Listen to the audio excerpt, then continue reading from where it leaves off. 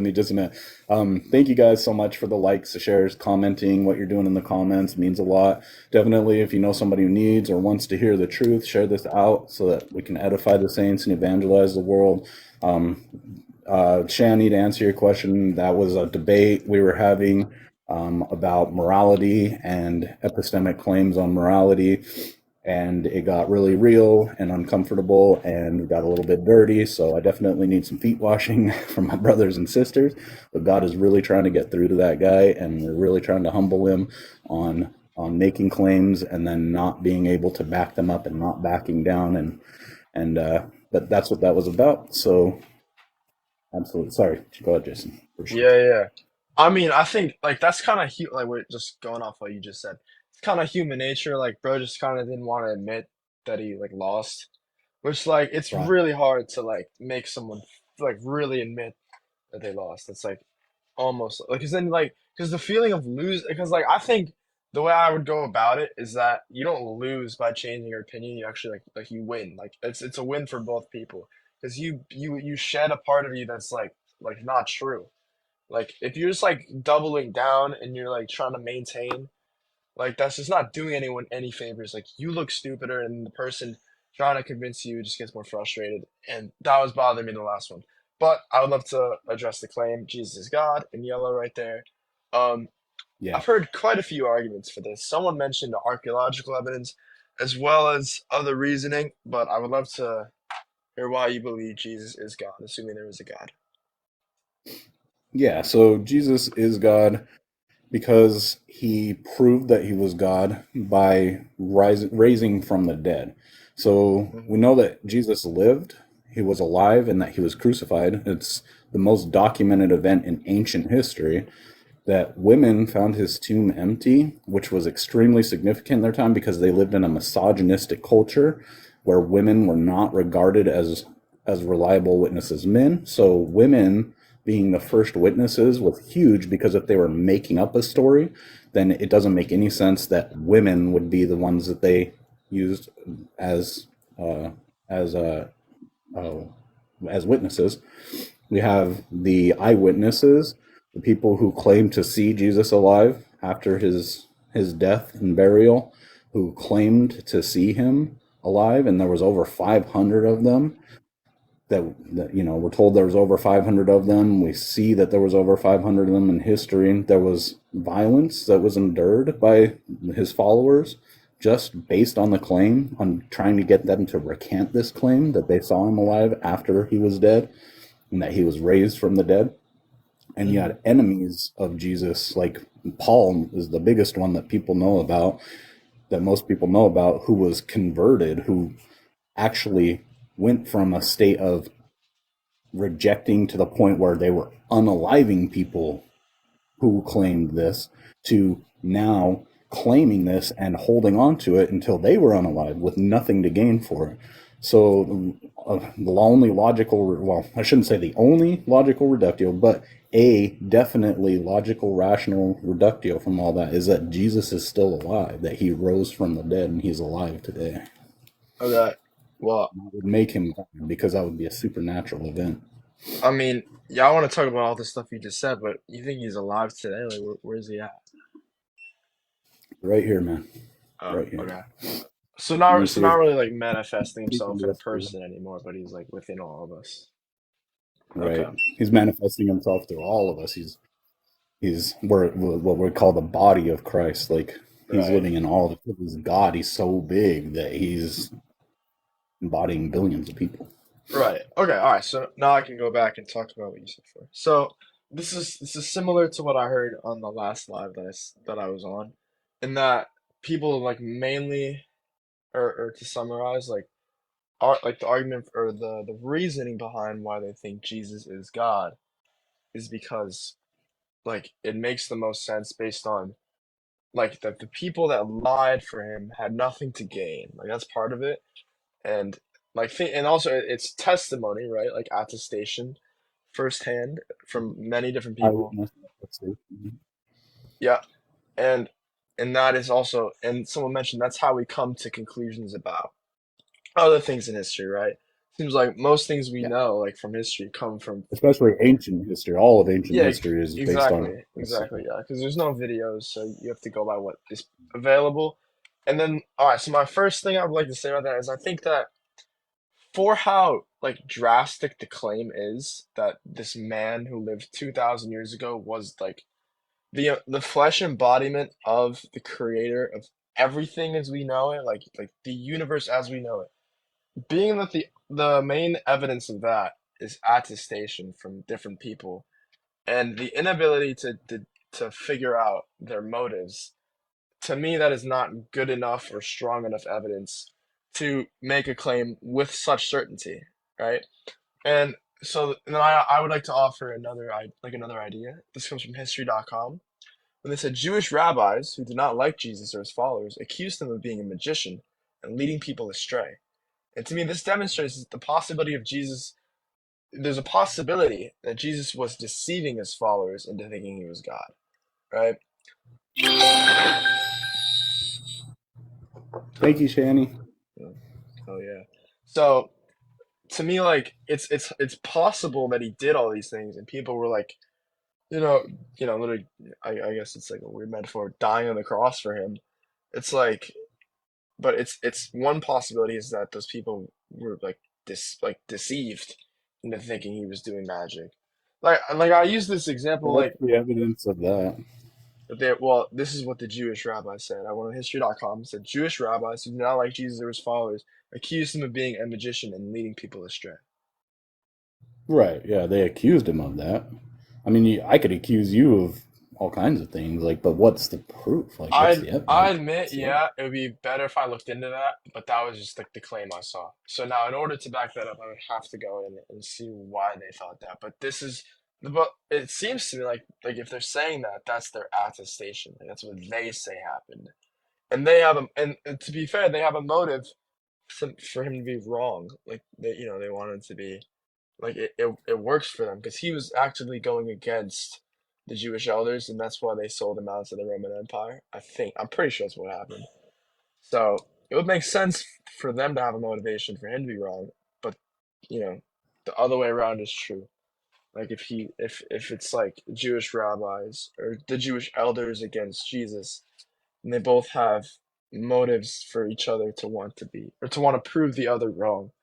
So Jesus wants to take as many followers as he can. Obviously, if he believes he's spreading the word of God, or if he even just wants to convince people that, then he's going to want to get as many people to believe as possible, which is, it makes sense that he could be deceiving them. And because people brought up this claim, they said like if someone said it was psychologically impossible to die for a claim is false, even though I mean I've not seen any evidence of that. Like, I looked into it and I'm pretty sure like it is possible.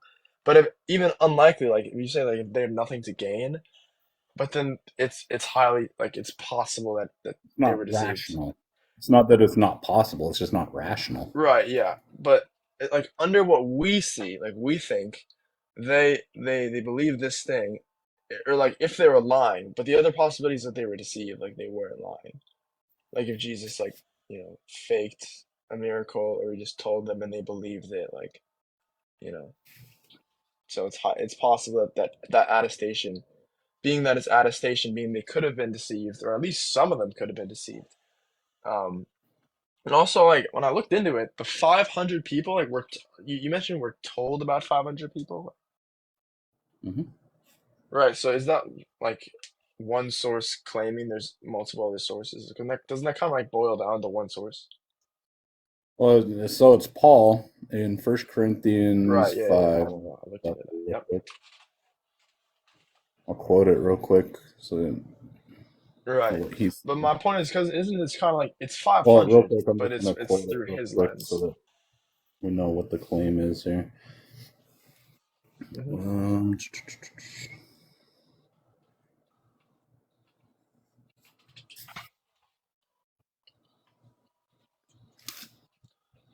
is it 5? No, maybe it's 15. Oh, yeah, it's 15. Yeah, here we go. So, for I delivered unto you first of all that which I also received, how that Christ died for our sins according to the Scriptures, and that he was buried, and that he rose again the third day, according to the scriptures, and that he was seen of Cephas, then of the 12. After that, he was seen of above 500 brethren at once, of whom the greater part remain unto this present, but some are fallen asleep. So he's literally, right here, he's saying there were over 500 people who witnessed him, and they are, most of them are still alive today. So what he's saying is you can go ask them, right? They're not just making something up in a faraway place saying, oh, it happened far away, far. No, he's saying like these people are still alive. You can go talk to them. They were eyewitnesses. You can talk to them yourself. Yeah, so then what would be needed to then verify that is to go talk to those people. So Yep. or And people or they're did. out of station. So maybe he did, but now we need to see writing. Josephus did actually too. Yeah, so yeah, but like He now was the second. we need to see writing and or some kind of attestation from those That's not people how it works. We don't need to see writing. That's not a criteria of ancient history. or just something And because that's actually not a criteria of ancient history because in ancient history, to get like people didn't have ballpoint pens and notebooks in their houses. Like yeah. you had to have papyrus, you had to have ink, you had to go out and you had to buy these things. Thank you so much, Annie. You had to buy these things, and they were not cheap. So you had to be of good, financial status. You had to be able to afford these things. Like you had to somehow get papyrus, and so it's not a criteria for ancient history at all to have things in writing. Like they only had few people that would talk to witnesses, talk to people, and then write it down. That's how history worked. How historians worked But then about that history. would render those attestations like unverifiable, right? Because it's just what one guy said he saw, or one guy claims his reality was That's the interacting with those people, and now we can't really verify if those 500 people, because it's true, exactly. They not everyone had just like Twitter. They can just go on and like write about their Then experience you in could say that Jesus. about anything. You could say that about Aristotle existing. You could say that about Yeah. Okay. uh, Alexander the Great. I mean, Right. that'll take you down to just denying all of ancient history Oh, almost. Like, right, yeah, but the thing is here is that like the distinction I want to make is like the difference in claims that we're trying to back up here. And this is when I use this example when I like was saying talking like with an my friend. extraordinary claim requires extraordinary evidence. Is that the Something like that. Yeah. So like for example, if my friend comes to me, I'm gonna make this quick because I think you understand this. If my friend comes to me and says, some person I know is gay, and I say, how do you know that? He said, my friend told me, right? The claim is not so crazy. try to watch the word? TikTok is very sensitive. So You can't say GAY. no, just say like Skittles or Rainbow or something. Damn, I didn't even know that. Okay, Yeah. can I say what does it say? Mm-mm. QEER? No, for real? You can't say any of the LGBs or Ts on a live, or Damn. else they will strike it down. Yeah. Okay, alright, so let's say he's a little Cocoa for Cocoa Puffs. Crazy for Cocoa Puffs, alright? Just say like Skittles or Rainbow or something. I get. It's That's rainbow. what most people do. Okay, alright, so then it's I'm able to Or believe just that. go with something else. Like Right, yeah, okay. Alright, so yeah, but then now let's say my same friend comes to me and he makes the claim that he met Jesus, right? Like just Jesus as he was 2,000 years ago. And I say, what are you talking about? How do you know that happened? And he's like, my friend, or he's like, here, my friend told me, or something like, or say his friend met him, my friend told me. Now the claim is so much like more drastic, so it's gonna require better evidence. So if we're gonna go back to like, if you want to say a right claim now, like, so let's back up real quick. So right there. So what? So you make a claim there. So how so? Like, what is your grounding for that? What why do makes I that think true? Why do I think that's That something more that drastic? that It needs that more better him evidence. claiming to have met this figure of Jesus is more of an extraordinary claim than his sexual orientation. So this is I didn't make this clear. I think it's like it's this guy claiming that his friend is a certain way, and then the No, second you're saying situation is no. You're the so guy claiming that is the claim that you're making is that the one claim is extraordinary and the other one is not. That this one requires so much more evidence to support it than the other one. So I'm asking you, how do you know that? How do I know? So because one of them manifests itself like, and it's very easily like it's believable. So in this situation, the friend who identifies as something, it's highly possible that I've seen this friend, right? And I can deduce, and I have experiences with this person, and I'd be like, and when this person introduces this to me, I only have a little bit of skepticism, right? Because I've met this person, I think, okay, it's entirely possible that they identify this way. So when this person introduces this claim to me, it won't take very much for me to accept it, right? When someone makes a claim like Jesus, like that's like from just a perspective of someone who doesn't like think about religion often, like that's a crazy thing. Like this guy is the manifestation, like the human manifestation of the creator of everything as we know it. And it happened 2,000 years ago, right? 2024 years ago. Like that is like that's a crazy thing. Like I would think you need a lot to like But really you get me keep to like. saying that, but I'm asking you, like, how do you know that?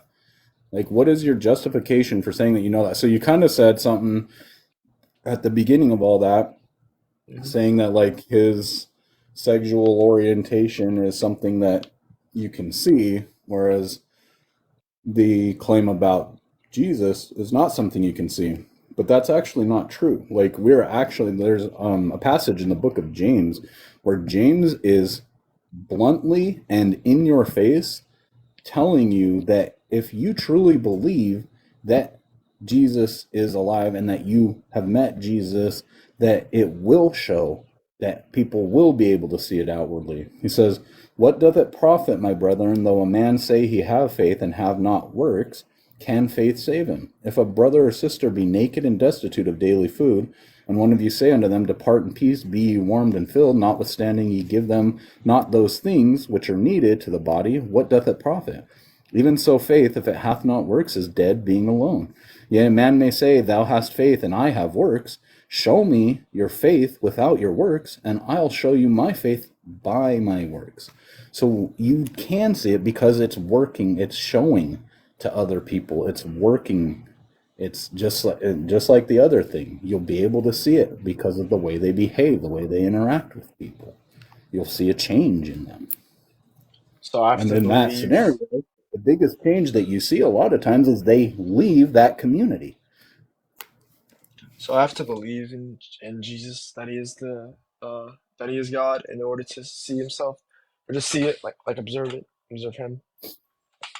No, if you believe that Jesus is God and that he died on the cross for you, for your sins, and that God rose him from the dead, if you truly believe that, then it's going to show. Then people are going to be able to see that in your life. They're going to, if they Uh, pay attention to you, they're going to see that being played out in your life. Not perfectly, because we still struggle, but they'll see a change. They'll see you trying to care about other people more than yourself. I mean, I already, I mean, well, there are people that already embody those characteristics without Jesus. So would they see a No, they do change? it from a point of ego because it makes them look good or feel good. They don't do it for the actual uh, altruistic purpose of helping another person just for that person's benefit. People help other people for other people's benefit without like the idea of Jesus all the time. How do you know? Well, I know anecdotally through myself, like I genuinely like I want to see the success of people around me that I care about. So I believe it's logical that other people So think the you same way. sacrifice yourself for their good? Sacrifice myself. Now I care about these people. I never said I care about them more than myself. Exactly. That's what I'm saying. So to The caring works, about the way other that people you more than you see care about Jesus, yourself. the way that you see that a person truly believes in Jesus Christ is that they have a sacrificial love where they will literally sacrifice themselves for other people. I mean, so you think so, but isn't the point like isn't like the two reasons why Christians are here? One of them is to love God like you love yourself, or to love God and then to love thy neighbor like you love yourself. So if you love your neighbor like you love yourself, but yet you place higher value on the other person, then you're loving them more than you love yourself. So, yeah, I will. Let me share this real quick. So, when Jesus is telling them that, when he says, love God with all of your heart, soul, mind, and strength, and love each other or love your neighbor as you love yourself. Yeah, When so you he's wouldn't telling them sacrifice that, yourself.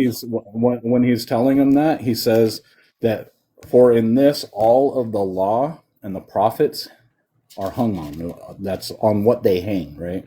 That is the message behind all of the prophets and the law from the Old Testament that God gave to Israel. All of the prophets. That's Prophets. what the entire thing that everything that the law and the prophets were teaching hung on that principle of loving God with all of your heart, soul, mind, and strength, and loving your neighbor as yourself. Now, the whole point, Jesus in Matthew 5:17, he says that did not come to abolish the law, but to fulfill the law. So he came to fulfill that law because we couldn't. So the whole point is that we can't do that. That's the work that is required to get you to heaven. And you have to do it perfectly. And nobody could do it. That's why Jesus died. So let me ask you this, what you think about this. So love God with all of your heart, soul, mind, and strength, and love your neighbor as yourself. Now let me ask you this. A new commandment I give unto you, that ye love one another as I loved you, that ye also love one another. Now, would you agree that that's a greater command, that we love each other the way that Jesus loved us, which is to die for each other, to sacrifice yourself for each other? Yeah, so wouldn't that render the other claim untrue? To love other people the way you love yourself? No. It, Well, it, it would you either render the thing the is, fact that we are incapable of that without Jesus Christ doing it first. so but there's two things. There's two claims. There's the one I brought up, the one you brought up. There's to love thy neighbor like you love yourself, and to love thy neighbor like Jesus loves you. The way Jesus loves you, obviously, if he sacrificed himself, that means that you have to love someone else or other people, everyone else, more than you love yourself. So you would sacrifice for that person. But the other claim is to love them the way you love yourself, and that would make your life and their life equal. So then you would not sacrifice yourself for that person. So which one is true? I don't look at other people's life as equal to mine. I look at their life as better than mine. They're they are better than me.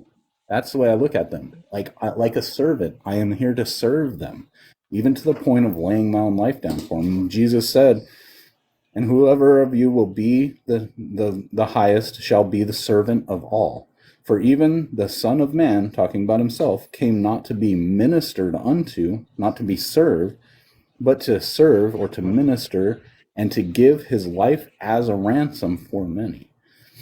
So if we want to be a follower of his, and if we want to increase our rank as his follower, then we need to be lower and lower to ourselves, being servants to other people, even to the point of death for their sake.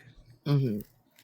Yeah, so so then you're placing a higher value on the other person. Yeah. So it's taking that love your neighbor as yourself. It's raising the bar way up. It's taking yourself out of the picture now. Die to yourself. Kill yourself. Right, Like, I'm exactly. sorry. Whoa. Sorry, TikTok. I didn't mean that. KYS. Like, but not like in. Don't take that and soundbite it. Like hmm dying to yourself, right? Like actually giving up your own life, but doing it in a living way. Like in Romans 12, it says to give yourself as a living sacrifice to God. Yeah, but didn't you kind of just like say what I was saying? Like you said, it raised the bar, Mm-hmm. right? So so it's changing than the other one, or it's different. It's a different claim to love someone else more than you That's love exactly yourself. my. So did he like update his word?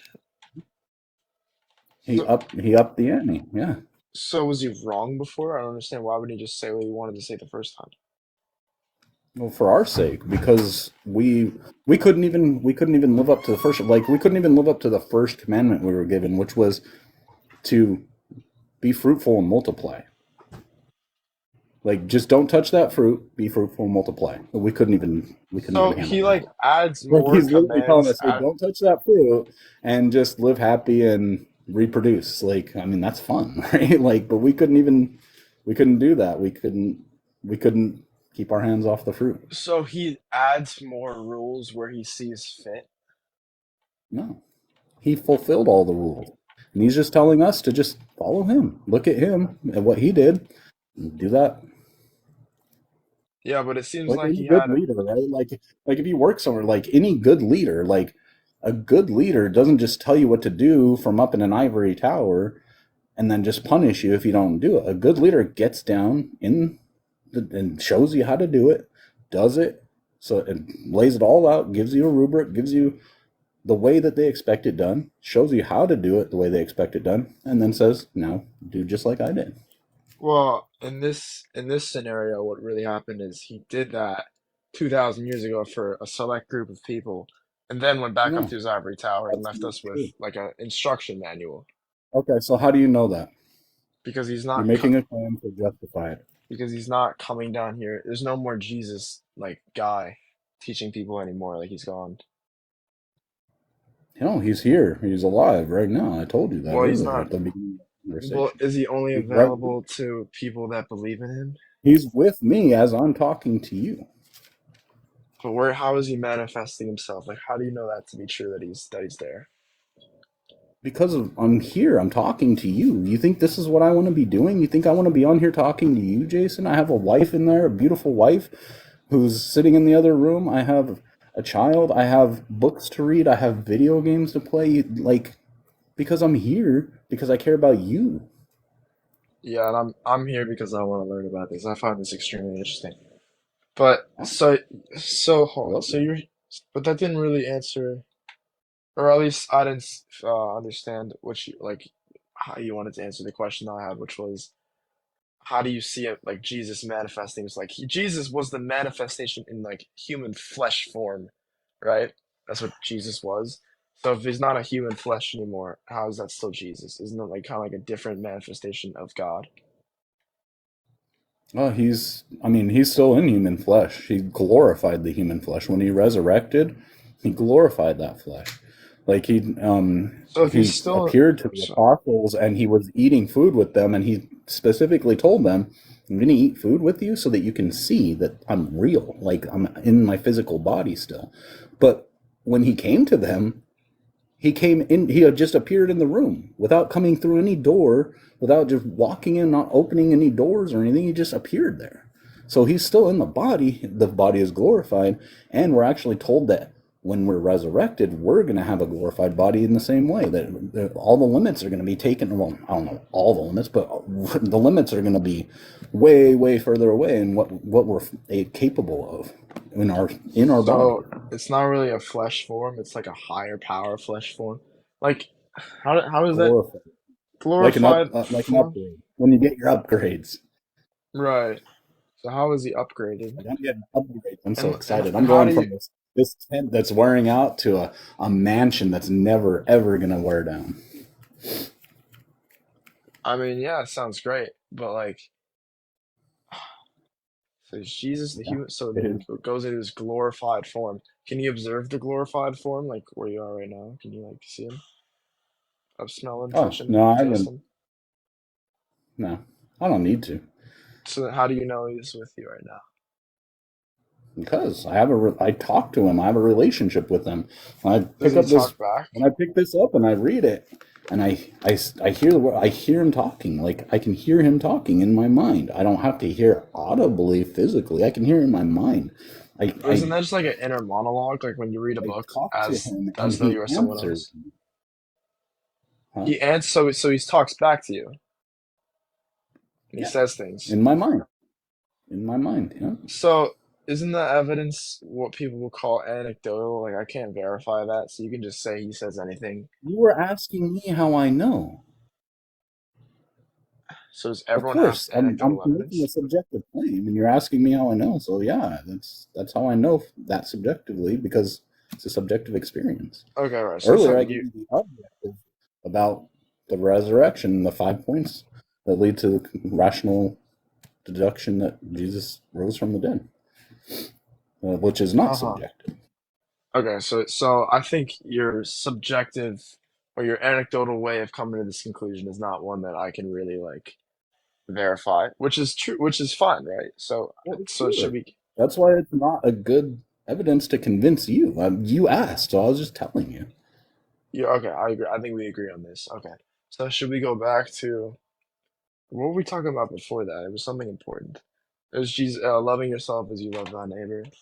And then you said, Hmm. yeah, I guess we can Now Jesus backtrack. told us to love each other as He loved us, like self-sacrificially. Yeah, right. So we were talking about, yeah. So And then we look at I people was as bringing up the greater than claim, ourselves. right? I was bringing up the claim that he said. So which came first? He said so because by what I knew was that he said love thy neighbor like you love yourself. And you said love thy neighbor like he loves you. So to me, those are two different guidelines. So which one came first? Which one is? I think the one you said you think is more true or absolutely true. So then I'd have to ask the question like, what was the function of the first claim or the one that I brought Well, so or the guideline? the second claim or the second guideline is love each other as I have loved you. So Yes. that couldn't have come before He showed them how He loved them. So the first one, the love God as you love yourself, or love God with all of your heart, soul, mind, and strength, and love your neighbor as you love yourself, that is because He hadn't manifested Himself among us, walked with us, and showed us how to love each other the way He loves us. Now, once So He did that, then how did he? again, like a good leader, then He gives us that command because now we have the example, we've seen it, and now we can follow it. So when did he give the first claim? Was he like, how do people know to love? So he On said that, Mount right? Sinai, Moses. Sorry, I couldn't hear you because like Oh, sorry. my mic was going through. I don't know. I said on Mount Sinai with Moses. On Mount. So there was another like person or so, all right. All right. I don't know a lot about Moses, but he received like revelation from God, and God told him this. Hmm. Right. Okay.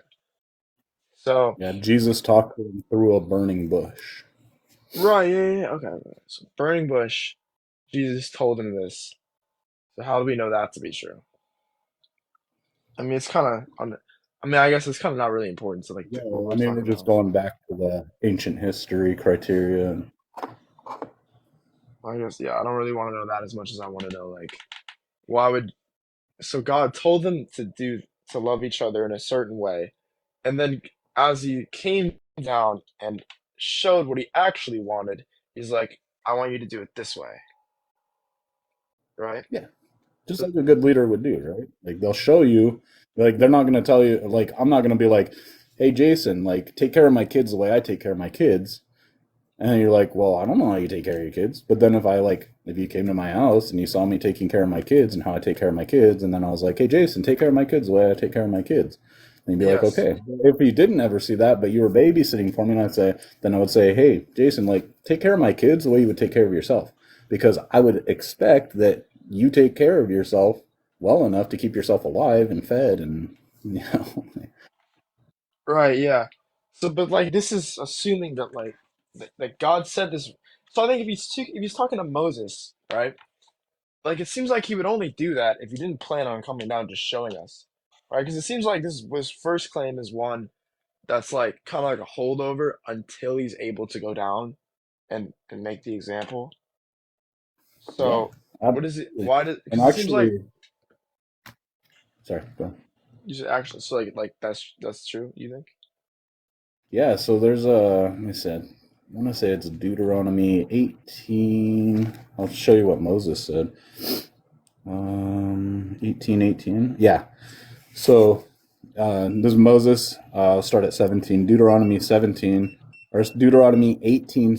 And the Lord said unto me, so this is Moses talking. So Moses saying, so God said to me, they have well spoken that which they have spoken. I will raise them up a prophet from among their brethren, like unto thee, and will put my words in his mouth, and he shall speak unto them all that I shall command him.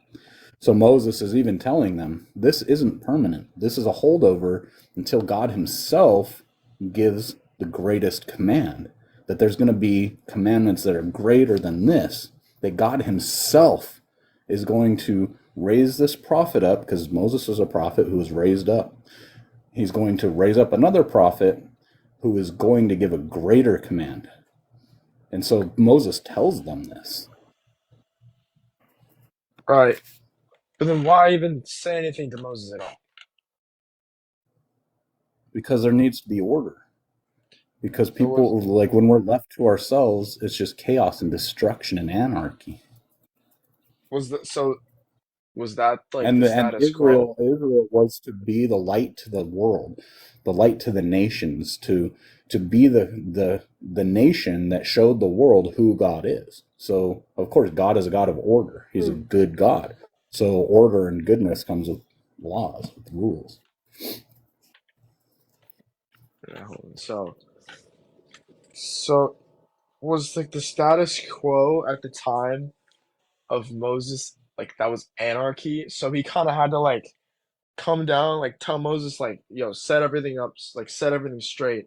I'm gonna be down in a minute, and really, and then I'm gonna give y'all like the real business. Yeah. I'll save So reading a bunch of the Bible to you, so but why would yeah, anyone yeah, like they so were doing some, they were just off the rails. Like the first time, like I said, I'm not spare you reading a whole bunch of the Bible to you, but the first time, so there was two times that Moses got the revelation from God on that mountain. He went up the first time. He was elated. He was so happy that he came down and his face was glowing. Like, and he had these, and the people were down there, they had set up this golden calf. I'm sure you've heard about all this. The golden calf, they were worshiping this golden calf. They were having, there was sexual immorality all over. Like they were all just, it was like Cornhub, you know, like they were all just doing all of this. And Moses took the tablets that God himself inscribed these 10 commandments on, and he smashed them because he was so angry because of what these people were doing. Like he just spent time with God and found out who God was face to face and was like just elated. And he came down, and these people were just this God that he had just met and was so elated and happy and joyful to have met. These people were turning their backs on him and doing horrible, disgusting things and saying that they were that this God was who they were doing it to. And he was so mad that he slammed those tablets down. He broke them. And he had to go back up, and God wrote them out again. Like it was okay. bad. So it seems like this God is all powerful, all knowing. So all Mhm. knowing, also rational being. Why would he tell one guy? Because that's how order works. He That's could how have told all of order. them, right? No, well, okay. So like, that's how order works. But also biblically, like what it says in the Bible, is that the people asked Moses to go up there. Like Moses wanted God to come himself, reveal himself to them, and do this, and the people said, "No, no, no! Like Moses, you go and you deal with God and then come and tell us what he said," because they were afraid. They didn't, this is all after they had been led by a pillar of fire by night and a pillar of smoke by day, and they had seen this just, I mean, it's, you think of what, like a pillar of fire that's leading millions of people through the desert. Like, how big is that pillar of fire? And they saw it like this whole time, and they're following it. Like, they didn't want, they were afraid to go up and meet this God. Like, they knew how bad they were, and they were afraid to meet this God. So they asked Well, Moses to do this, to be their intercessor. right, yeah, but if God wants to communicate his ideas to all of these people, right? Why does where they are, like within the world, have like couldn't God just still like even if they don't want to hear it, right? Even if they don't want to go up to where Moses went up to, neither of those things would prevent God from sharing his word to those people, should that be his will. See, like what happened was they wanted Moses to go into this what like up into a hill by the bush, and they wanted him to tell them what God said. But if God really wanted to communicate those ideas, he wouldn't he have just told those people directly? Wouldn't he have told all the people in the Well, world that's directly? your will. That's My, your will. Like, that's Jason's will. I just got done telling you their will was that God did not reveal himself to them, but he revealed himself to Moses, and then Moses can tell them what God said. It was But this is a Moses' being. will to go up and This talk to is a, God and meet God and be the intercessor for the people. And it was God's will to honor all of this and do it this way for them. Like, so what but you're just bringing your will and like saying, well, I want it to be done this way. well, I'm bringing up what would be a more rational, because this is being of all like that's all rational. I'm mentioning like Well, a what's scenario that not would make rational about what I'm saying? Like, what's not rational because about it's the not people didn't rational that want the if you want people to keep wanted it to happen this way, Moses wanted it to happen this way, God wanted it to happen this way. What's irrational about all that? because what God wants is he wants to communicate his ideas to a group of people, and he's putting a man So how do in between his now word you're and these making a people. claim? How do you know what God wants? I don't, but if he's a being that's completely rational and he's doing something that's just not the most rational way of doing something, then he must So not then be that's what rational. you think God wants. That's you can't say that's what God wants. You can't just say that like you know it. Like you can So, say that's what you think, that's your opinion, but but you isn't can't that just what say God told Moses? He said, "I want you to like tell this stuff to people," right? yeah, again, because the So that's his people will. wanted that, And Moses wanted that, and God wanted that. So well, everybody who was involved in it, it was all of their will. well, most of the people involved in this are not God, and God like kind of overrides. Like it's whatever He wants if He's the creator of the world. So I Right. would render like what these people want, And he like gave them make what they wanted. So what is irrational about all that? because these people They didn't didn't. even deserve that. Like how gracious is that? Like they didn't deserve him giving them what they wanted, but he did. They didn't like they wanted a king. He wanted to be their king. They wanted a king. This is further on. But he wanted to be their king and they wanted a different king and he gave them what they wanted. Like what's irrational about that? If anything, you should be like, wow, God actually gives people what they want, even though they turn their backs on it. He gives people what they want. But what God wants is to communicate these ideas, right? This is what I think, because he gives the ideas to Moses, and Moses gives it to people, right? Via like he literally where he writes it on the tablets, Yeah. right? So it He seems wants so, people so to his know overarching who he is and what he expects. Yeah. so his overarching goal that we can deduce from this is the masses need to know the information on the tablets, right? And they do. Like number one seller all time history every year, hands down. They leave it off the number one selling list because it's just always number one. It just I bet it is. is. So yeah, so the goal here is as much of these people as possible, ideally all of them, need to know this information. So if he's going to rationally accomplish that goal, like rationally, he would just tell every single person, individually and collectively. Number one seller worldwide every year. I mean, yeah, but I'm just saying, like rationally, what should have happened if he has the goal to communicate this information. It is irrational that he would put a middleman in between just because that's what they wanted. Like just like if Why is that because they what because not what now you're saying it's irrational, so where's the contradiction? I wouldn't say contradiction. I don't know if it's contradicting, That's what but irrational is. It means that there's something that you're trying to make a P not P somehow.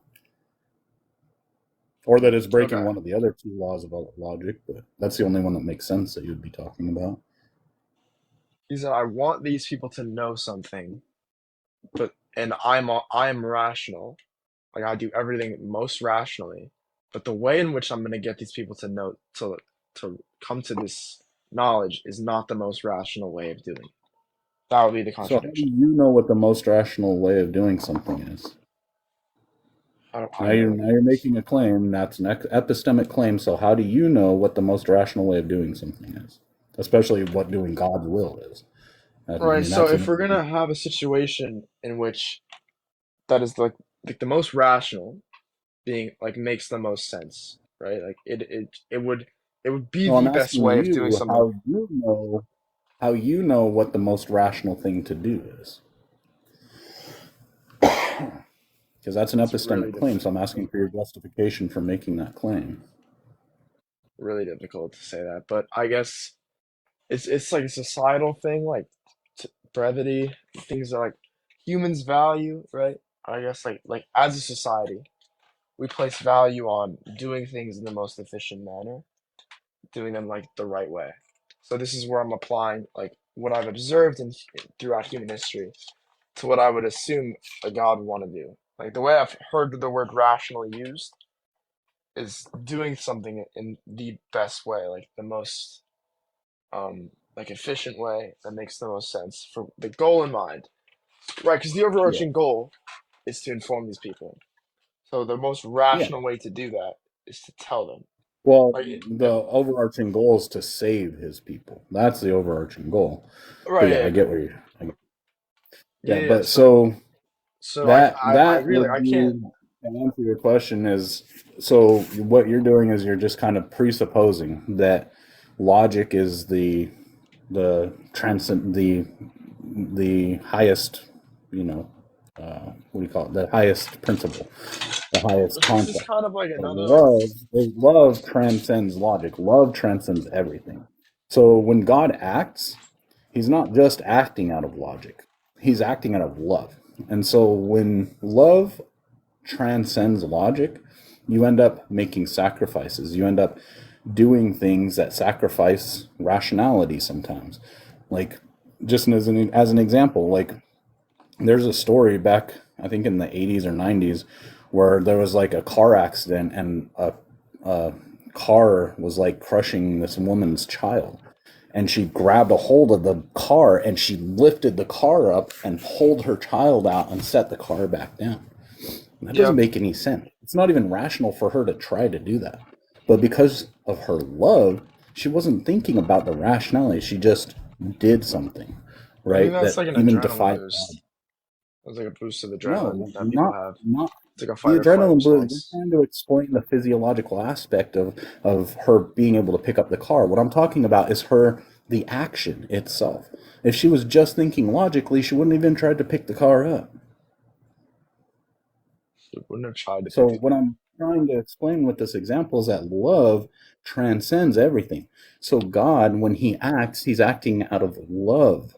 Love Well, is the transcendental property. God is love. And so he's willing to sacrifice rationality and efficiency for love. so he's not being rational when he does it the way he does it. He's just doing it like out of love.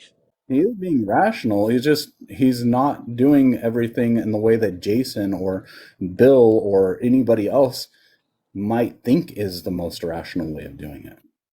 Because the Yeah, most this is rational way of doing it is doing it lovingly. Because this is love like the transcends logic. most It the doesn't most rat. negate. It's kind of this thing is like the most rational way of doing is whatever he decides it is, right? Because he's like the standard of logic and rationalism in our universe. But like under Yeah, that, he's like the it's kind of greatest conceivable being. right. But like under that way of thinking, it's kind of it's like impossible to argue like what you like because Oh you're yeah, who saying are like you, because oh like man, to speak back to God? You know? yeah, but that makes it like impossible to like understand like what's going on here, right? And it makes it a little bit like obscure because I'm trying to understand like if he wants That's to why you pick up the accomplish number this. one bestseller all time and you learn Yeah, about it. but we're talking about what happens in that book, and I have a question, and it's on it. Like I can't answer it. He wants to inform these people, but he's not doing it in the most efficient way possible. He's putting a middleman in there needlessly because that's what they want because they don't want to like this is what they No, want because they're no, hold guilty. on. So you just tried to smuggle in another claim where you said needlessly. So now justify needlessly. You just Because keep if he trying to wants to, smuggle. no, I'll just find this. If he wants people to know, then he's gonna tell people. This is what I think would happen. It's needless to have a He guy does, and he tell them. has. All throughout history, he has Is what? told them. He told Abraham. He told he told Abraham, who told other people, who told other people. He told Noah, who told other people, who told other people. He told Adam, who told other people, who told other people, who told other people. He told Moses, who told other people, who told other people, who told other people. Like he has all throughout history. Yeah, He's this is what he told them. does. But I'm making a claim that it makes no sense. I know, but your claim makes no sense. But the way he's doing this is not the most efficient way of doing it. And being that he's a being Okay. of So rationalism, now, again, you're making another epistemic claim. How do you know that the way he's doing it is not the most efficient way to do it? How do you know because that? okay, well, efficiency being that just accomplishing the goal in the most effective way or the most efficient way. So like, oh, that's a bad explanation. I use the word in the definition. Well, if let's say you want to do it the most Well, Brady, quickly, Luke, Thomas, I see you guys. I love you. Thank you, guys. Sorry, keep going. yeah. If he wants to do it like efficiently is like the least amount of energy, time and resources, right? So by making Moses do this, it's more time, it's resources because Moses is using energy to travel, and it's energy that Moses has to expel, going up there and receiving this word, and then energy is to expel, going back down and telling, and going back down, and then more energy, like telling people. So this is time and energy that's being used that could have been bypassed if God just told these people what He wanted them to know. So it's not the most efficient way of doing it. How do you go? How does that make sense to you? That doing it through one person and having that one person then to tell other people and tell other people, how is that less efficient than God doing it to all the people? Like, I think you're thinking like in a twisted way because I mean, if we're talking about God doing it most efficiently possible, like energy saving, all that, then I mean, it would be God who is the one saving energy, time, space. So it would be much more efficient for him to talk to one person and give things to one person than a whole 6 million or like millions of people. Well, but God is infinite energy, right? Like isn't that somewhat true? I don't know. But for him to The talk to essence one of person is the same amount of for him to talk to Moses is the same amount of effort and energy and time as it would be to speak to all the people at once, simultaneously. how so? Thank you, Shalani. Again, I don't get how you're squaring that circle. It doesn't make sense to me. All right. The most efficient car possible is the one that uses the least amount of gas and takes the least amount of time to go from A to B. Right? That's a That's how we machine. describe something. Mhm. That is Yeah. objectively like the most efficient car possible, right? So the most efficient way for Right. God to so we've established that God's overarching goal or task, right, is to inform these people. Okay. Sorry, I'm So, just would putting you some agree that juice. efficiency is not only about speed, but accuracy? Accuracy as well. I mean, efficiency like doesn't. I don't think that really entails much about accuracy. It's more just about less time, less resources, like less energy, in order to accomplish the same goal, right? So, I think by inserting Moses in between the word of God and the people, it is less efficient than what should have been done, which is him just telling everyone. Okay. Hey, Therefore, it's Shani. not the most efficient way of Hey, Bill. accomplishing something. Okay, so the problem that you're coming to is you're thinking of how you think what you think is most efficient. Well, I'm God, saying objectively what is the most efficient. no, it's not objective. This is based off of what you think. God knows more than we do. He has a purpose for how he chooses to do things. So Uh just huh. because you don't agree with it doesn't mean it's not the best way. Okay, all right, so then I want to justify like Because my you're way. leaving love out of the equation. Okay, we can introduce that into the equation, but I want to Because just support because that. that's where I was trying. That's where I was going. Is that efficiency isn't just about expediation. Efficiency is also about accuracy and quality, right? So Hmm. God, when he's doing something efficiently, he's doing it to the best quality. Yeah. So that doesn't always mean the fastest way. Okay. Well, I want to address that as well because I have something to say about. But to Okay, talk to so shit. hold on. Sorry. So Donna just brought up a really good verse. Exodus 20:19. I'm going to start in 18. Now, when all the people saw the thunder and the flashes of Um. lightning and the sound of the trumpet and the mountain smoking, the people were afraid and trembled, and they stood far off and said to Moses, "You speak to us, and we will listen, but do not let God speak to us, lest we die. Moses said to the people, do not fear, for God has come to test you, that the fear of him may be before you, that you may not sin. The people stood far off, while Moses drew near to the thick darkness where God was. I So, mean, I don't really want to like disregard everything you just said, but I also like I do want to address what you said before. okay. Like we can right. So you said like that God is doing something. I'm just remembering what you said before you just said what you said, and that God is doing something like in the way that He thinks is right, and that who am I to kind of to challenge that, right? Not in But the I'm way going he off thinks is right, basis. but the way he knows is right, because he knows more than we Okay, do. same thing. I guess not the same thing, but I guess you can infer what I meant. So God is doing so. I think the way he people describe him as being a rational being, right? A rational being would do something in the most efficient manner. And I think if I was like attempting to like rational or to articulate that um, efficiency is an objective thing, right?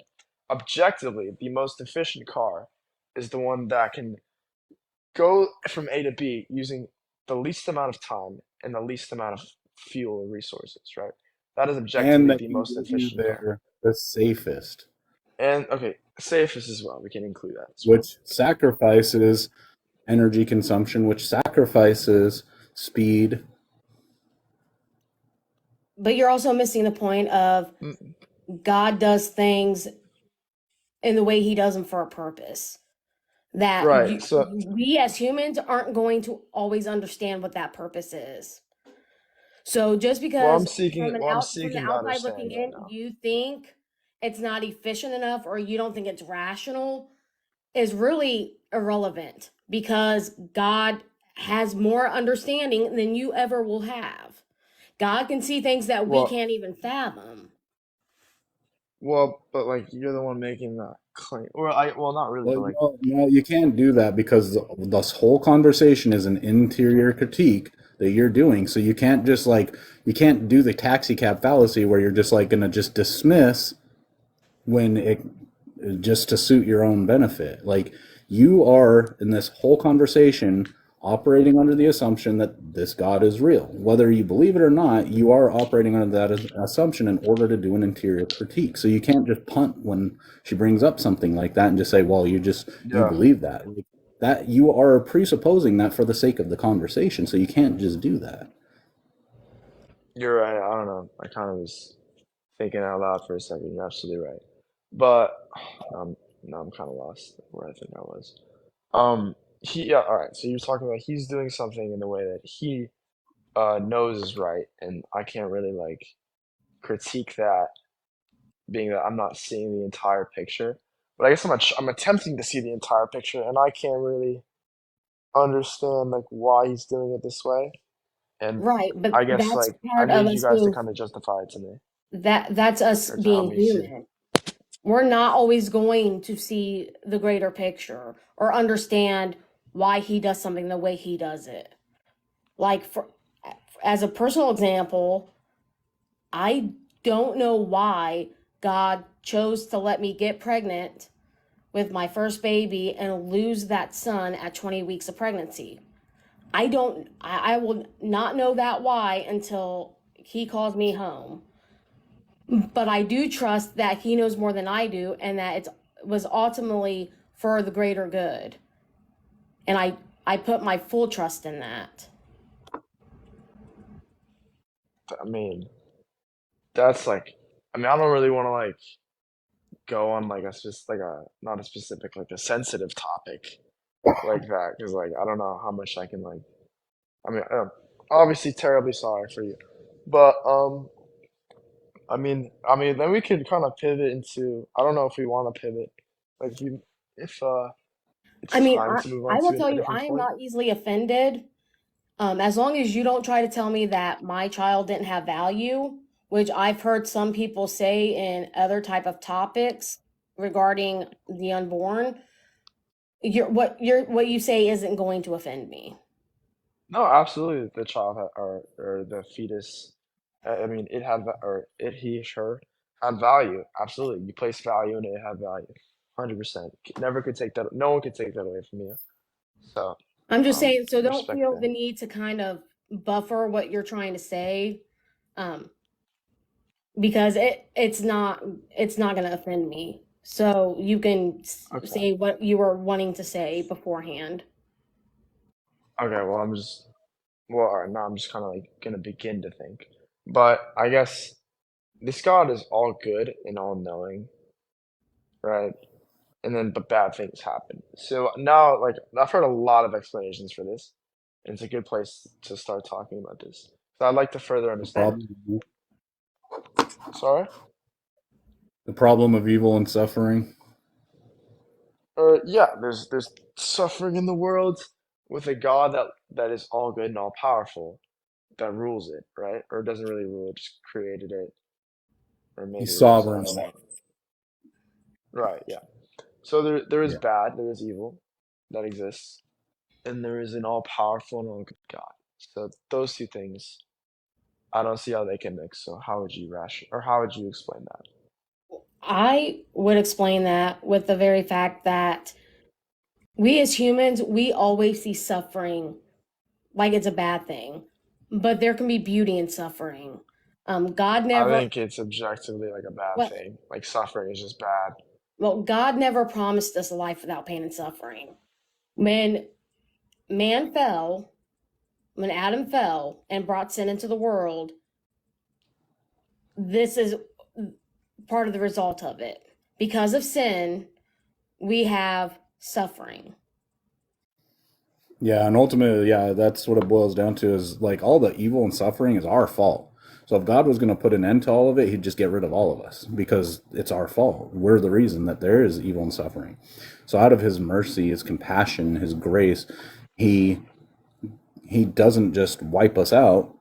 He lets us live with what we've done, but he's there for us. He's there with us through it, and he uses it in order to develop us and get like grow us in compassion and love, right?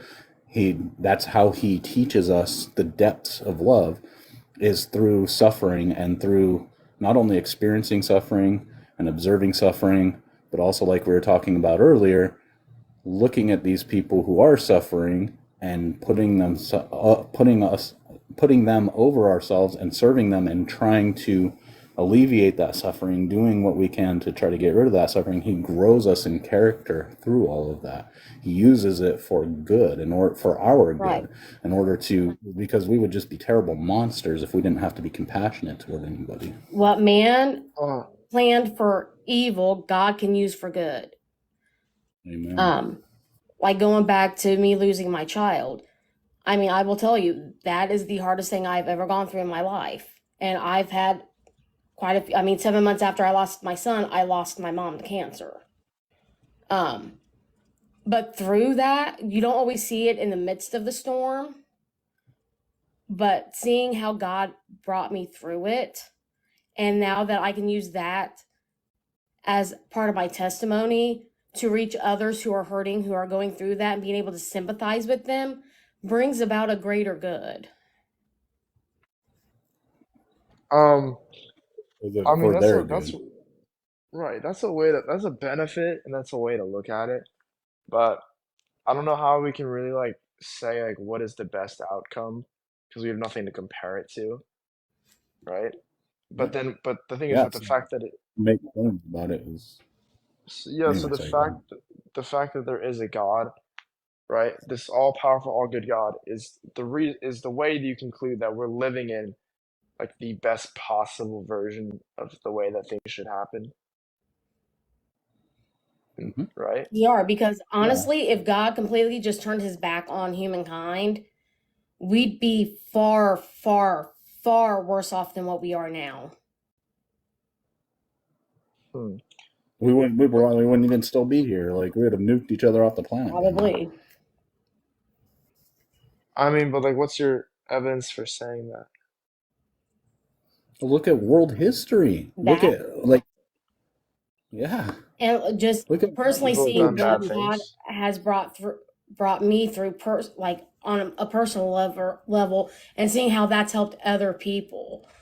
Um, a lot of times, the first parts of evidence that you see is from a personal level.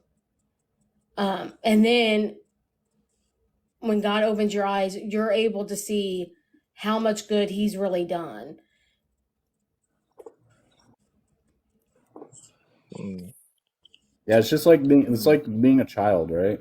When you're growing up, and like if you remember being a child, like you hated a lot of the things that your parents said and made you do, and like as a parent, I struggle with that every day. Having a 4-year-old, like it's like as a kid, you don't understand why your parents do the things that they do, why they tell you to do the things that they do, why they make you do the things that they make you do. All of this, like it Well, sucks, eventually you do, right? because you don't understand it. But then when you grow up and you start having children of your own, you you realize Exactly. real quick why all of that was so important and what their intention, how their intentions were good, and why they were trying to help. Why they were doing these, because they were trying to help you because Well, they love you, they care about you.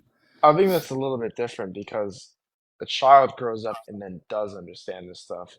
Like for me, I like people like as old as as old as they get, as young as they get, like they're gonna have like the same questions I have. Like if just talking about like the efficiency question we were just addressing a little bit before. Like I'm probably never gonna get an answer to that, like a definitive answer to that until I die. If there is a God that's gonna even give me the his grace of telling or answering that question for me, why he did it that way. So like when you talk about like, a child and their parents, like the child's gonna be like 18 years old one day, and they're gonna look back and realize, like I'm never gonna have that moment, so it's not really like And a that's Have you great ever? comparison. I'm curious. Have you ever like managed people before? Like led a team of people of any size or sort? Yeah, I have. Okay. Yeah, like imagine if you were leading like billions of people. Like there's a lot that you would have to incorporate and know, and all of these things and pieces that you would have to move and people's toes that you would have to step on in order to accomplish things, right? Like if you've led teams of people, you understand that you can't please everybody all the time. You're gonna step on toes, you're gonna make moves that some people don't agree with, some people don't like, some people don't understand. But as the leader, you see a bigger picture that you can't bring them on board with until they see it playing out. I mean, yeah, but like these stepping on toes is like that manifests itself in like the Holocaust. You know what I mean? I don't know if I can say that in the live. Chill, hey, careful with the language on yeah, TikTok. TikTok is some. talking about that, or Mustache Man can get people banned. Oh, for real. Damn. Yeah, People TikTok be blown away. sensitive. Okay, I but don't like care. Like if we were sitting down, like talking, having some coffee or a no, beer or something. I yeah, yeah. mean, I don't care. You can say whatever, but TikTok is just. Yeah, I understand what you're saying. Yeah, yeah, I know. Yeah, but like these stepping on toes is like gigantic. Like stepping on toes is more like breaking people's legs. Like it's ridiculous. It's ginormous. Like massive events of human suffering. Some at the hand, like the Crusades, like a million people died from like religious people fighting wars. And I mean, I don't know I don't remember Well, the the statistics, Inquisition but was worse. I mean, I'll steel man you. The Inquisition was way worse, but we don't like. So war sometimes is necessary in order to bring peace in the world that we live in because of how people are. that's a human nature that was given to us by God. I'm not saying the Inquisition. Sorry, I brought up Well, the I mean, Inquisition, but the the nature Inquisition was not that war, and God that was originally gave us when He created Adam and Eve, they did not have a sin nature. They brought that upon us when they fell, when they decided to disobey God. That is why we have the sin nature we have now. Mm. But that's not Why how would God God originally create created us. two like why would God create two beings that like have the desire to disobey him? Because He gave them free will. Because what God ultimately wanted, He wanted them to love Him. And you cannot truly love without a choice. And he knew the Right, choice yeah, that they they were have going to this. make and the impact of the choice that they were going to make. And that's why in Revelation 13:8 it says that the lamb was slain before the foundation of the world. Like Christ's sacrifice happened before the foundation of the world eternally. But we see it play out in a chronological set of events that we call time, and it played out like in our time as we saw it happen. But like that plan, that redemption plan, Christ being crucified for us, that happened before Adam and Eve. That plan was already set in motion. It Right, was as yeah, good as done. because That's why God it is. says it happened before the foundation of the world, not like it God planned for it to happen. Like it literally says it happened because it was as good as done, because God said it was going to happen. Yeah, because it was that was his will. He knew So if he it, knew what was going to happen in the garden. But so it's not so much like free will. So I mean, this is a little bit off topic. Like, does this mean like everyone has a destiny? Yeah, we have a destiny So like everything is just decided already. in a way.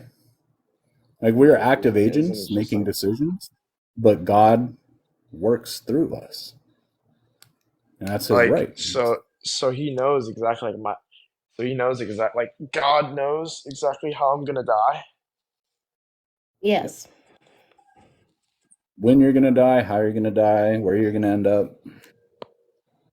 So to know that, you have to know every choice I'm gonna. All right, I know this thing like God is atemporal, like outside of time. It just is. Um, so I guess time isn't anything to him. Not really. Damn. right. Time So, isn't like anything. God's foreknowledge doesn't take away our ability to make choices. Just because He knows what we're going to choose, it doesn't take that away from us. Just like as a mother, I can ask my daughter, "Do you want milk or juice?" I know she's going to pick milk, but this still the choice is hers to make. You know what she's going to do. Right. So you give people a choice, but if you're creating a being, like aren't you, like, and you know what the choice they're gonna make, or are they're gonna all right, they're gonna make the choice that like their brain is gonna come to a conclusion that that's the best thing for them to do. But that brain that comes to that conclusion was created by God. So is there free will there? There is free will in the sense that you are actively making the choice. It is you as an agent actively thinking and making a choice. Now, All right, the but that, factors that are that, driving the but that, like, thoughts that come in that you act on, you don't have any control over. right, But yeah, you but like, still have control but the over brain, what you like choose to do. the mechanism that like makes those decisions was created by God. So is there no free will? Like God, just like God created a means in which you figure out what you want to do Well, and then do it, so right? we're just kind of spinning our tires. So, what do you think free will is? Like when you say free will, what do you mean? When I think free will, like should there be no God and we're just like I think humans most likely are very complex machines, right? I was on the live with the guy named Q Top, and he's talking like a pen is a machine. Like you click the end of the pen, and like the ballpoint part comes out that you write with, right? Click, pen comes out. So I think humans are just a super complex version of that, right? Your brain sends a signal, and your arm System of does a actions specific and thing. react. So your free will is your body trying to like it's your body or in your brain, right? Which is difficult to like nail down like, what is your consciousness?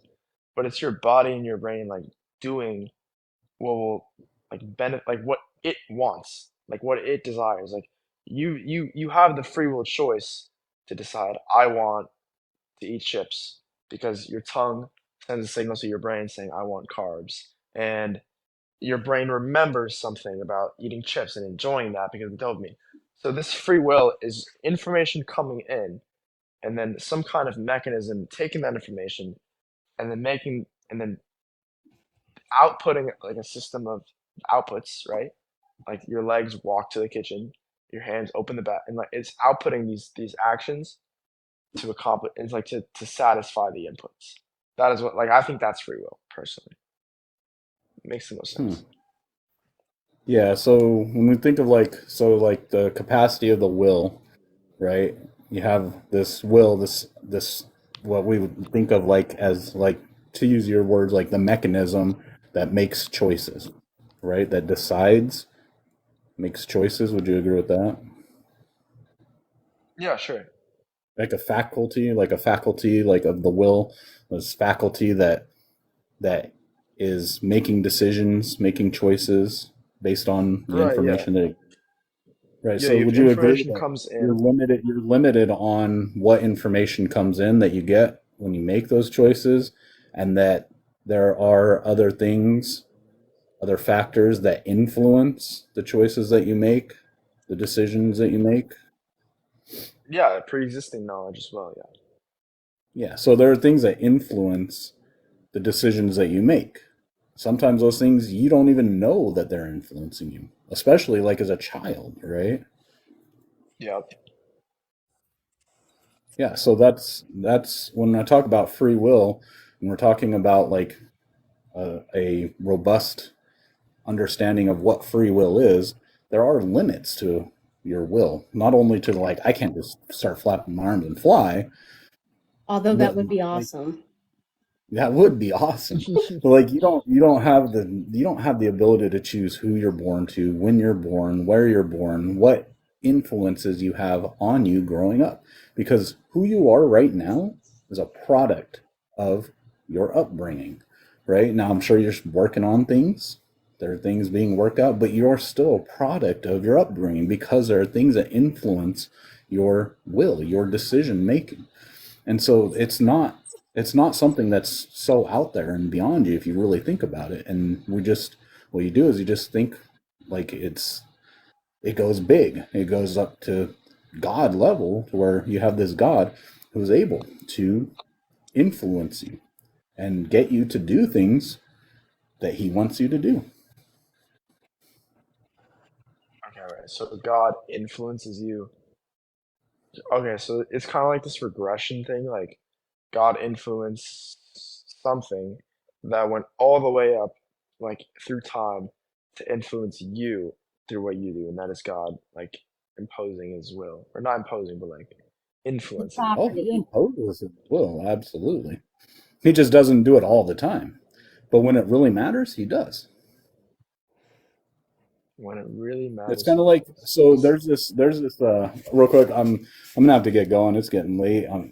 But I'll share this with you real quick. This there's this really famous philosopher. He was famous for his views on compatibilism and how he explained compatibilism, which is what we're talking about, where you have like determinism and free will and how they work together, right? And he had this scenario that he would use to kind of elaborate is like, say you're going and there's an election happening and you're going to vote, right? And it's like just like American voting system, the way we vote. And when you get to the poll, you have one of the people that is running is a tyrannical ruler who has the ability to change a person's mind or to influence a person's decisions. So this tyrant, when you go into the booth to make your vote, this tyrant knows exactly what you're thinking and how you want to vote.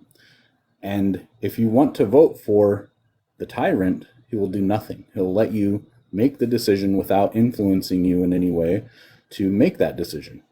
But if you're going to vote against him, then he knows that and he is going to influence you to change your mind to vote for him.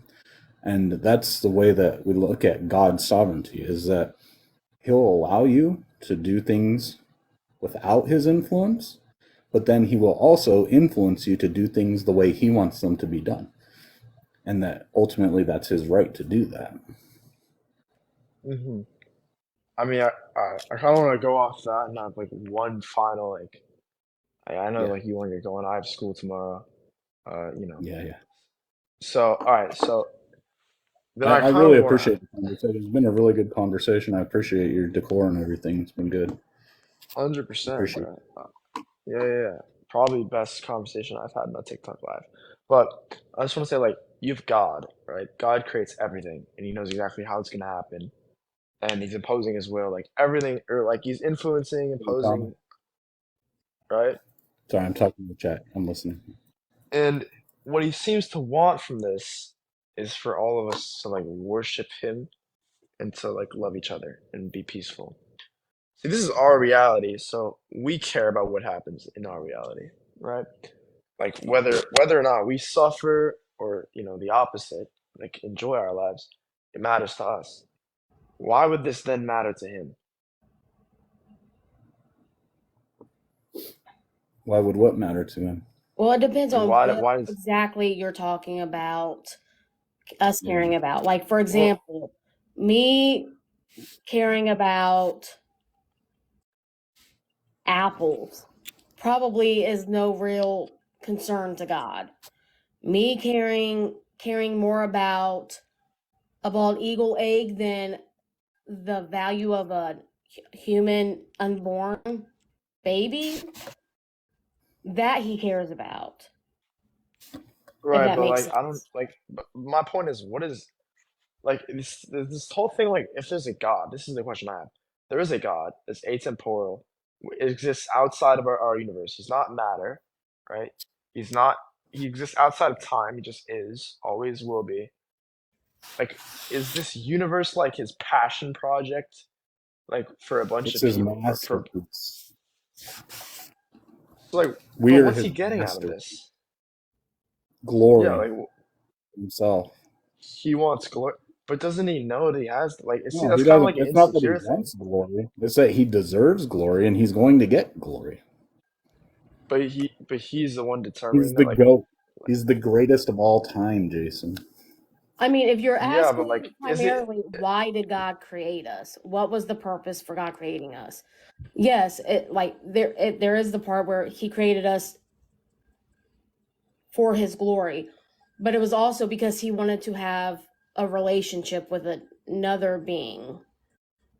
Like, He is love, so therefore He wants to be able to give that love.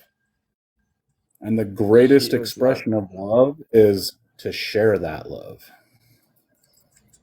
So why didn't he create something like so he created an entire like I guess like one big civilization divided into tons of civilizations over all time, and he's doing that to share love with them. So then why aren't we like just people that just share love with God all the time? Like why do we have to have all these choices? Because of Like sin. You ask good questions, Jason, because of our sin nature that Shani was talking about earlier. Because that's what entered in when Adam and Eve made the choice that they made, is that it affected everybody up to you and I. It affected where's us that and coming gave us from? this rebelliousness, this stubborn, prideful rebelliousness to where we don't want God to rule our lives. We want to be the rulers of our own lives. We want free will. We want to be able to do whatever we want to do. Because when God originally created Adam and Eve, they had a perfect relationship until Eve, Eve got lied to by the serpent, made her doubt. God legit told Adam, every tree that you see, you can eat from. It's all yours. The only thing I'm asking you not to do is to eat the fruit from this one tree. And the day you eat of it, you Why shall would he make surely that die. tree? What? Why would he make that tree that you can't eat from? I guess it seems like it's obvious like a Again, test. this goes back to free will. Because He wanted us But to then he's truly but love he's Him. To truly love, there has to be a choice. so he's Yeah, giving and you we're just this. kind of going in a circle, and I got to get going. But well, I'd love to pick it up again, and we could talk again another time. I try to go live as often as I can. Yes, and So Jason, like, you've been awesome.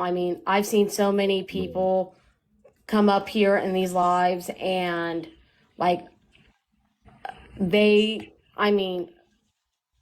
like He was The here other with night the I last got guy. You yelled weren't at. here, but the last guy wanted to debate with me, and so we were debating, and it was kind of ugly. So, Yeah. yeah, he So definitely having like I'll match your energy. Like if you want to debate, I'll debate. If you want to just have a nice conversation, dialogue, I'll do that. like this type I'll of match your I energy. mean, conversation where it's civil and we're not yelling at each other, there's no anger or animosity. These are the type of conversations I enjoy having because it's showing that yeah, I mean, like, everybody involved is actually listening to what others are saying instead of just wanting to be like, no, I'm right. You know what I mean? yeah. The thing is, like, above all, like, I'm here because I'm after the truth. Like, or just like, I'm literally, I think I'm gonna spend my entire life, like, just trying to figure out like what's going on. Like, passively, I got other things to do, believe me. But Keep like that energy it's and keep it instead of honest. Keep it sincere. yeah, like Sorry. I'm seriously like I got no like pride of my own. I don't enjoy proving people wrong for the most part. That's I mean, not true. if you're I truly mean, I got a seeking lot the of pride. We truth, all got a lot of pride. Like, you like, well, to an extent, to whatever extent you believe a human could have that. Like I'm here not because I want to like, because there's so many dudes like atheists and not atheists who go on TikTok lives that they start their own show or they join up because they just want to dunk on people that are like they think are like not as smart as them, and it's a intellectual battle more than like seeking like looking to find a wanting new real perspective answers. different than your own. yeah. I mean, I want Get higher up in the tiers and the rankings. You know. yeah, exactly. So I mean, I appreciate that like this has been such a we've had like a long conversation, like over an hour and a half feels like I don't know. Extremely I long wasn't time. planning on being on here this long, but yeah, it's Me been neither. great. I got shit to do. I got like work, but I appreciate it again, and like thank you for being like a part of like me, like a part of my journey, and me being a part of your journey to like better understand like everything, literally everything. Like that, I find Yeah. that that's so valuable to me. Like being a part of this, like you've benefited me, and maybe I don't know if you've taken anything away from me, but hmm Oh, but yeah. like Definitely. yeah, like, I care about you, man. yeah, really appreciate that. You know, every time I do one of these, I talk to someone to make a little bit of like progress towards like figuring stuff out. So yeah, then thank you so much. Got to I'm get gonna hop stuff off. figured out. Shay, Yeah. thank you so much. Um, I don't know what time it is for you guys. For me, it's 2:30 in the morning. Yeah, it's So 2:30 Oh, for me. it's 11:30 here, and I'm like, oh, it's late. You guys are. You on the West Coast. Yeah, I'm over here in Washington, so it's only 11:30. mm. All right. Well, have a good night. Take care. Yeah, I followed And you, and if you see me live, man, you're always welcome. Or you could DM me if you want to. Like, if you don't want to take it public, that's cool too. all right, I very much appreciate that. All right. Take care. Have a good night. Peace Me and love. too. Yep. Peace and love. That was Thank you, that was Shani. a good conversation. Most definitely. Most definitely.